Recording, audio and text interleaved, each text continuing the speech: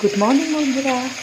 আজকে হচ্ছে এই যে মাছের মাথা ভাজবো, তেল মাছের মাথা তেল দিয়ে করবো তিল শাকের চচ্চড়ি।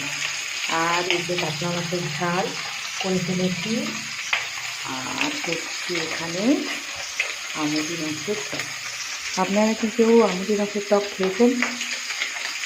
আমুদি মাছ সবসময় আমরা মশলা দিয়ে ফ্রাই কি নাহলে আমরা করি, ঠিক আছে, তরকারি করি, ঝাল করি, কিন্তু টক করে কি কেউ খেয়েছেন? আমুদি মাছ শুধুমাত্র শুধু তেঁতুল দিয়ে এইভাবে টক করে দেখুন, খেতে কিন্তু খুব স্বাদ হয়। এই মাছটারও খুব নুন, তাই এইভাবে তেঁতুল দিয়ে টক করলে কিন্তু ভারী মজার খেতে লাগে।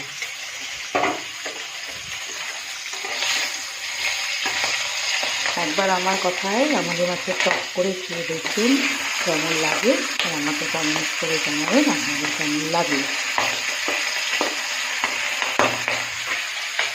মাছের মাথা খুব থাকছে, মাছের মাথাটা ভেজে নিচ্ছি, তারপর মাছের তেল ভাজবো, এই শাকটা তারপরে বানাবো। আমার রান্না আপনাদের কেমন লাগলো প্লিজ কমেন্ট করে জানাবেন।